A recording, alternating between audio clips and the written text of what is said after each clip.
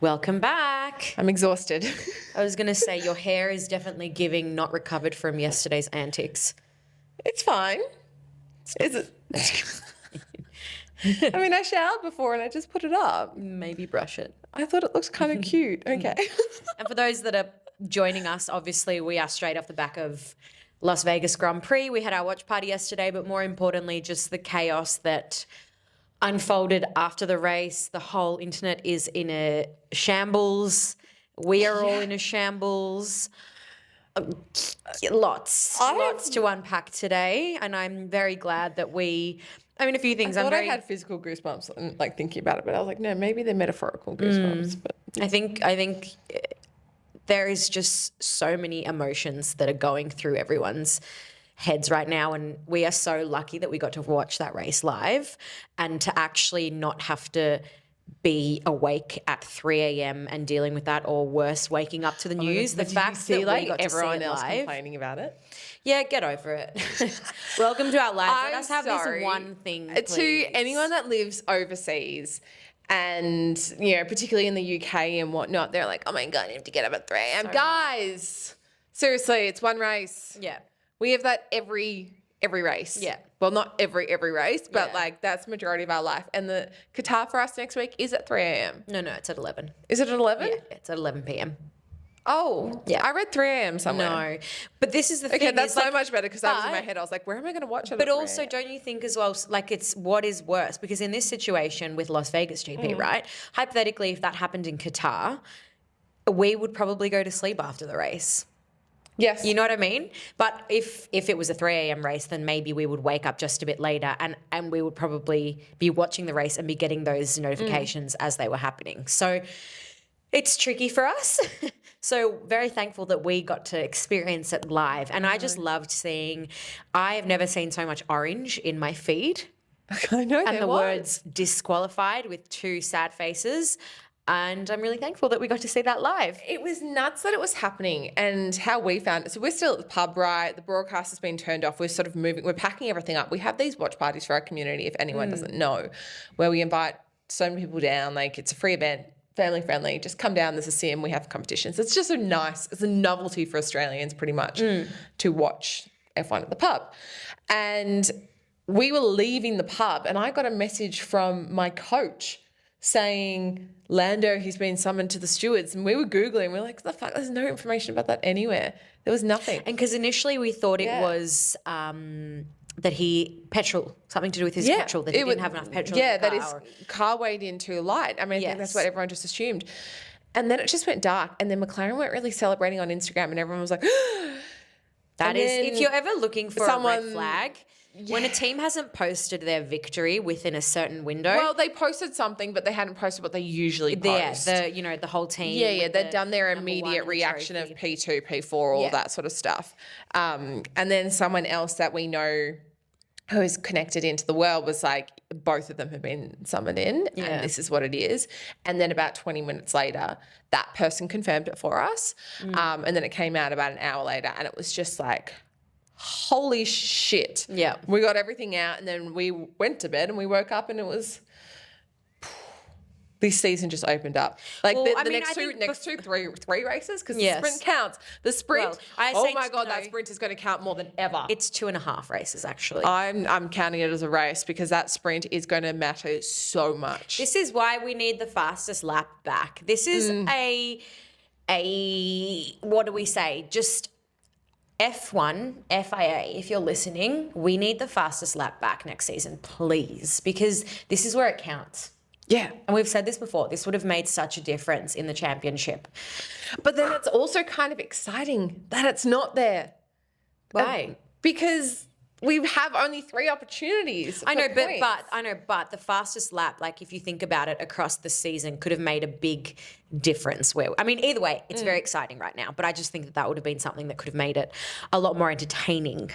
Well, something else that I think is going to make it entertaining, but also a little bit sad, and it's some thinking that I've been having, and I haven't discussed this with you yet. Okay. So keen to know your thoughts.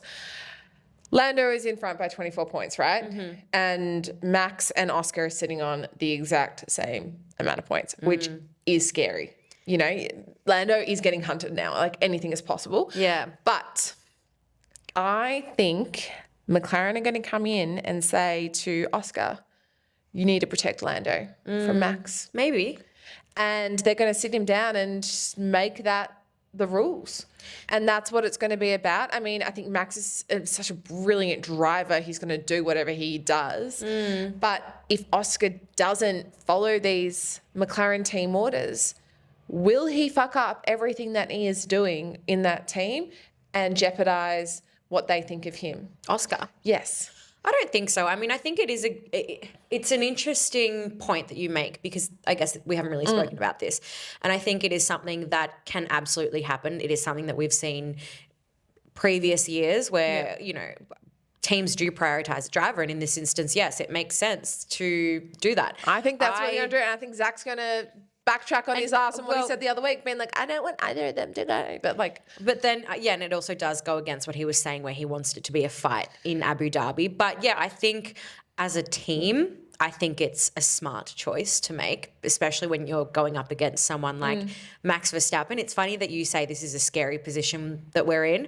Personally, I'm excited. I just think this season has been so exciting, and coming up with three races, 2.5 races. It's 3 races. I'm counting that. That sprint is going to matter so bloody much. That is 3 races. With 2.5 races to go, and that we are down to the wire, and the fact that it's not between 2 drivers, but it's between 3 drivers, 2 teams, is so exciting, and it's just added so much more excitement. And yes, when we found out that this happened, there was so many mixed emotions. Obviously, yes, fear. I thought this has just added another layer of excitement. When was the and last emotion. time you felt this excited about F1? When was the last time? Because I don't think I've ever felt this excited about F1, but I think that's due to credit that we are so much more involved in the sport now than we were 10, 15 years ago. I mean, I think, you know, and you and I have been a part of, I don't want to say a part of this sport, but we've been in this world since we were little. So I think the excitement that I felt as a kid watching F1, I think is a very different excitement, because especially I think as a child, so much, I mean, me personally, I know I would put so much emotion, and there was so much emotion in it.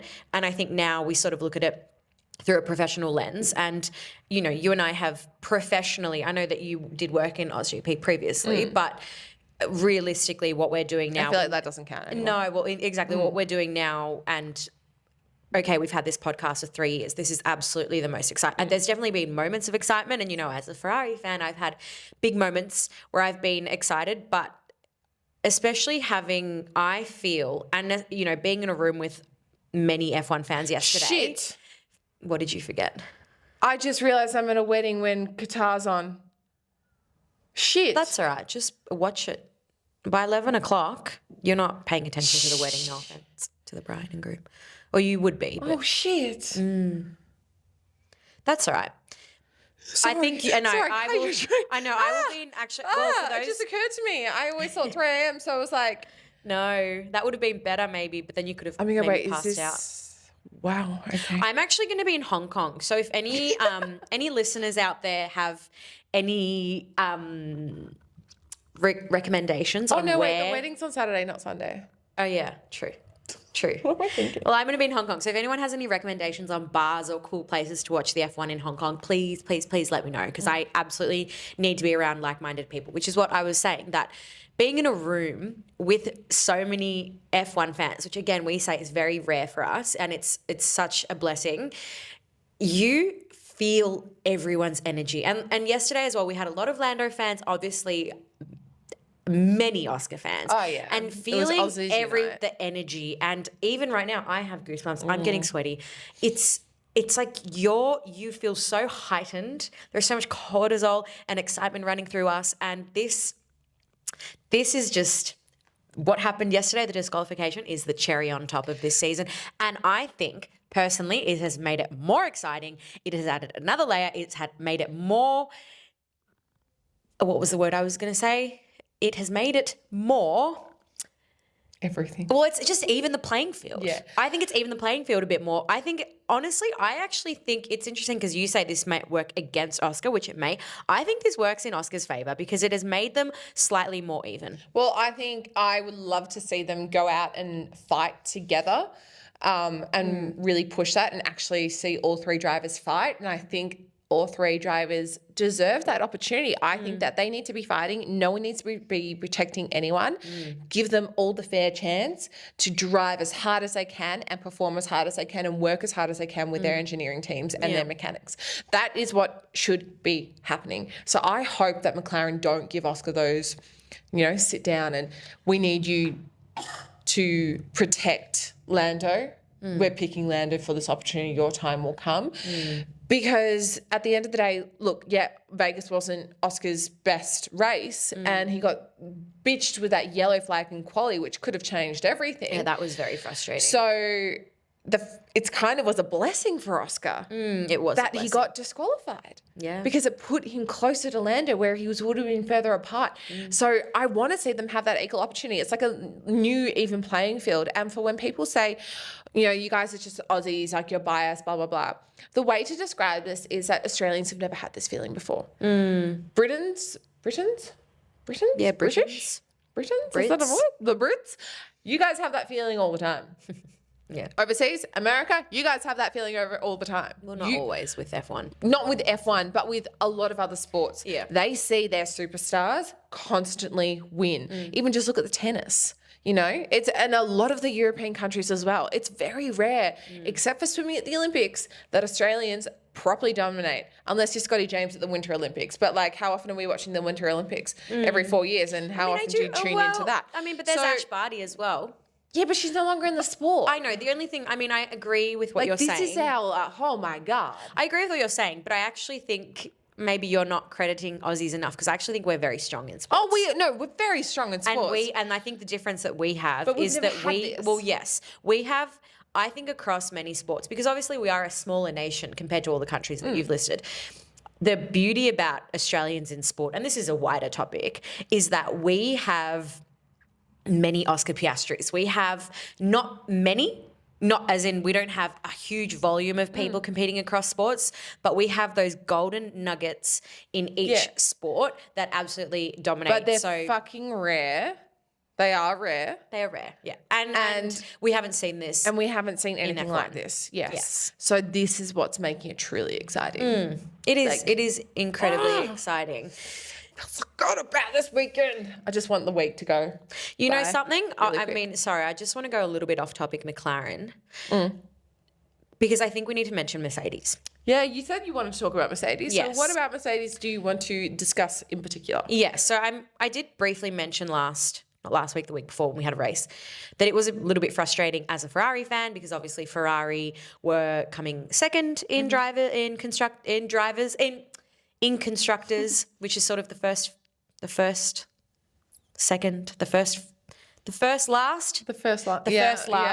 Yeah, I know what you're saying. And then Mercedes did incredibly well at Brazil GP. They surpassed them and now they're fourth. Ferrari will remain in fourth because Mercedes did really well this weekend. And I'll just quickly say it. My driver of the day was Kimi Antonelli. He did so well. I don't think you realise, but he started in P17, climbed, held onto his tyres I think he started on softs, changed onto hards, remained on those hards. There was not a lot of tyre left at the end of that race. He ended up finishing in P4, and then after this disqualification, he ended up P3. That is so impressive. So impressive. And he needs credit where credit is due. I know last year, I don't know if you remember, but last year they had a 1-2 with George Russell and Lewis Hamilton. So to see them perform, and we knew that they would perform. I think last week with the episode with Carl, I was like, I think a Ferrari, we all Mercedes. thought I thought the Ferraris as well. We thought the Ferraris were going to Lewis as perform. well. Yeah. Lewis was in, last. I mean, Lewis had the worst qualifying position since 2009 Yeah, for and then Ferrari. finished P10. Yeah, so not bad. I think there will be, in the next 5 years, Kimi Antonelli and Oscar Piastri will be the two fighting out for a world champion. Yep. It'll be those two. Although I think, honestly, And by that point, Lando would have moved on to a different team. yeah, or he might have just moved on from F1. No. He might be a Danny Rick. No, I think he is going to be someone that stays a long time in the sport. I think the current grid at the moment, there's maybe one or two. I think Alonso will be the first to go, and then it'll be Lewis. Yeah. I think that they will just come to a, happy retirement. Yeah. They've been in the sport forever, but I just also cannot imagine the sport I without think George them. Russell will be this might be a bit of a rogue opinion. Maybe Max Verstappen, but I think most of the current grid will be there for a while. I don't think we'll see many changes. No, neither do I. I think you're right with Alonso and Lewis, but this is a bit of a rogue prediction, and I will say it now, and maybe you can hold this to me. I think that George Russell is a contender for world champion next year. Heard it here I don't know how first. to respond to that. I mean, we obviously don't know what's going to happen next year with 2026 regulations, but from what I have been... It's going to be picturing that car the best. Yeah, but from what... and we have spoke about this, but from what I've read is that Mercedes seem to be pretty confident with their car next year. Everyone's going to be confident with the car, though. But also Williams, 2026 is the year that Williams has been fighting for. Well, hopefully Carlos becomes a world champion. That would be fantastic. Imagine that. Smooth operator. Smooth operator. Made the right choice. Because, they always said 2026 is our year to perform. And we've seen them perform this year. Also Aston Martin with Adrian Newey. Yeah, well. Also, actually, Lance Stroll. He'll be gone as well. Leave. But speaking of Aston Martin, so there's a lot of rumours swirling around about Christian Horner and all of that. Is he going to buy Alpine? He's going to get back in the sport. I definitely think he's going to come back into the sport. I don't think he's done, and I think he's going to make his entrance. They're now looking at him taking over as team principal at Aston Martin. That is the latest rumour, and. I wouldn't be surprised. I wouldn't be surprised if he works with Adrian Lawrence is Newey over probably there. like, I will be a part of this, but I want to take a step back from being the face of this. But I feel like if they did that, well, Lawrence isn't team principal. True. Yeah. True. So I feel like if Christian Horner comes in as team principal for Aston Martin, his first move will be getting rid of Lance. Yeah. Yeah. I think that's what he'll do because I don't think Lance's attitude goes hand in hand with the sport. There's enough rumours circling. Yeah. And yes, have to look there at his were face in a press rumours, but conference. guys, like in the F1 world, a lot of these rumours, 99.9% of the time, are true. Like we find out that they're true. They're created buzz for a reason. It's such a wide network of sport. Things slip and get out very quickly. And I know that's really sort of hard to comprehend because people go, you're spinning rumours. Well, it happens. There's smoke, there's fire. Yeah. As we have said. And, Lance was definitely for some time talking about going to go play tennis. And that was the truth as well. Does he perform? No. Did he score more points than Lando and Oscar at Las Vegas? Yes. Was it circumstantial? Yes. But Yes. I think you need something that's a little bit more positive. But then the fact that Alonso has been like, look, I'm going to see how next year goes. And then he's very open about, I'm coming to the end of my career in the sport. Yeah. He's really doing it for the love of it. Of course, he'd love more wins and all of that. But I think he's 40, Being realistic. 44. Yeah. What do you think? 44. Yeah, so Interesting. I would love to see if Christian Horner did what he would do with that team. Well, I was going to say... I reckon he should buy Alpine, not go to Aston Martin, interesting to be honest. that, with Christian Horner, we have said a million times that we think he will buy Alpine. I still think that would happen. But if that didn't happen, then yes, if I were to pick a team on the grid for him to join, my next bet would be Aston Martin or Cadillac. No. But obviously he's not going into Cadillac. No. But I'm just thinking teams that he would be suited to, that would be my Cadillac order. wouldn't work because he's too British. Nah, I still And they're going the American route. I don't think that's going to happen, but that's just in terms of the vibe that I get of team culture, maybe that's where he would belong. But on the topic of Christian Horner, I think we kind of need to circle back to Red Bull. Yesterday when we were watching the coverage, seeing Max on the podium and seeing Laurent Mekies, and it just makes me think what he's done with the team is so good. It's phenomenal. And hard work really does pay off. And I am going to say this, and I've been saying this for a long time. Maybe we need to make a bet. I absolutely think that Max is going to win the world championship. I don't doubt you. I kind of see it happening. Yeah. Who do you Hey, think Jos is going to win? Verstappen would be happy with that if we said that. Yes, our friend Guys, Jos. if you haven't heard, by the way, what happened last week, which we deleted, so a few people said, where did that post go? We deleted it. So there was, there are a lot of things that circulate and documentation of Max's upbringing, blah, blah, blah. Just repeating what we We hear. don't know what is true in that aspect. We were just repeating what we heard. And Jos Verstappen was not very happy about that. And he reached out to us. But as a result, we've smoothed things over. And Jos Verstappen might be Maybe. coming on the podcast now. Next year. Next year. During the OzGP. Yeah. Hopefully. We'll see. We were like, please clear up. He said he would. I mean, he appreciated the apology. When he first messaged, I was like, this is a fake spam account. I wanted to die. And then you weren't picking up your fucking phone. So then I was like, right, I'm having to call Peter. Because I was like, I don't think Pat realizes sometimes when I call her, it's actually urgent. I think my phone was in the other room charging. It doesn't matter. And so I had to call Peter. I was like, Peter's like, Elle's "Get her on calling the me. phone." I wanted to die. And maybe I can insert if you're on YouTube, I can insert a snippet of the clip that we were referring to. I wanted to die. Basically, I said it wasn't even that bad. I think there's such scathing media out there and snippets of people saying things about Jos Verstappen. That was nothing, but at the same time, if someone said that about my parenting or Peter's parenting, I would fight them to the death. Granted, my parenting style from what I hear is a little bit different, but I would love for him to come on the podcast. I'm sure all our listeners would love for him to come on the podcast too and just clear some things up. But anyway, I felt sick when he messaged us. We ended up sending a lovely message back, or just a real message back. A real message, and he appreciated it. And he appreciated did. it, and I really respect that he responded as well. Yeah. Also, do you know what? The fact that reached him, bravo to us. Yeah.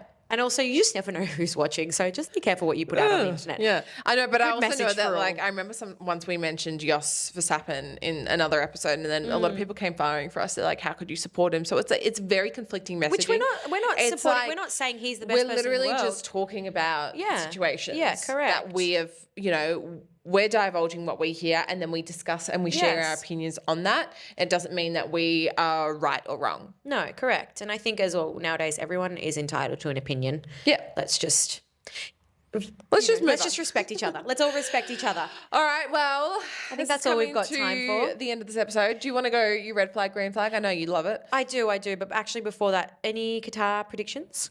No, I can't predict. Yeah. Don't ask me. It's not happening. Yeah, it's pretty terrifying. Yeah. What about you? For Qatar predictions? Oh, look, obviously, I want Oscar to win. He won there last year. He does really well at this track. But do you know who else is suited to this track? Max Verstappen. I know. Max Verstappen. So, I mean, look, you've seen it. I wrote my scenarios out on Instagram. It's on our page if you want to go check it out. It's really well written. It's multiple scenarios, and I cannot pick one. I refuse to pick one. Yeah, I think it's hard because sometimes you don't want to put things in the atmosphere, although no one predicted a double disqualification yesterday. No, that was like Unheard of. But what I will say is I want literally the slimmest chance. Yeah, obviously I want Oscar to win sprint and quali. Maybe if I say the wrong thing, this is what I used to do with Ferrari. But yeah, I think Max. Max times 2. All right, red flag. Hopefully a Lando disqualification, because if it is a Lando disqualification, that is great for the Oscar fans. I just need Oscar to beat Lando. That's all I need. And if Max beats Lando, then that's still great for Oscar. Yeah. So. And on that as well, I do just really quickly want to say something that I think people get incredibly passionate in this sport, in all sports, and people just kind of need to pull back on the hate. This is sort of what I said last week, where we all get very emotionally charged. It's very exciting. There were some people booing yesterday, which I've always said, please don't boo. We don't have to boo. Let's all just respect each other's opinions. And I think that everyone needs to just take a breather, not have so many issues with McLaren. Yes, this might happen where your theory that McLaren might decide to put Oscar as their number one, put Lando as their number one driver. Look, if that happens, it is really disappointing for us Aussies. It doesn't mean there's favoritism. It is the nature of the sport. If you're looking at a statistical lens, then yes, Lando is winning right now. So it would make sense. Listening. I'm just really self-conscious about my hair all of a sudden at the end of the episode. Obviously, we as Oscar fans don't want that to happen, but I think people need to just relax. It's so easy to pick someone and pin the blame on someone, and that someone right now is McLaren. People are going, McLaren is wrong. McLaren is a business and a team, and they are trying to make the best decisions for the team. There hasn't been sabotage. It's just things have happened. There have been tracks that have favoured some drivers and others, and we all just need to calm down a little bit. To unfold.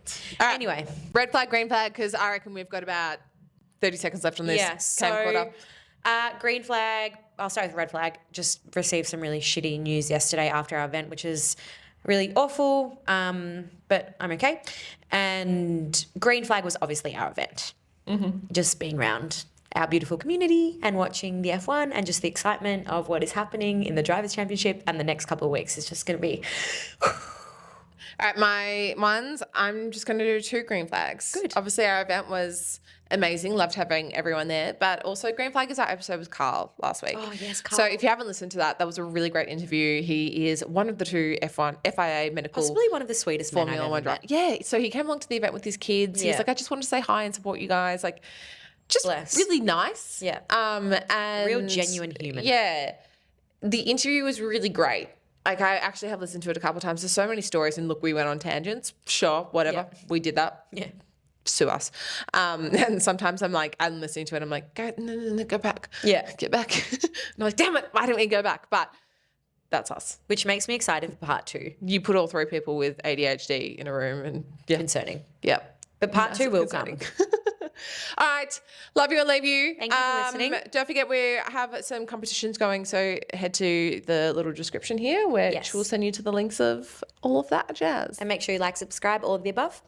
Thanks for listening. Bye. Bye.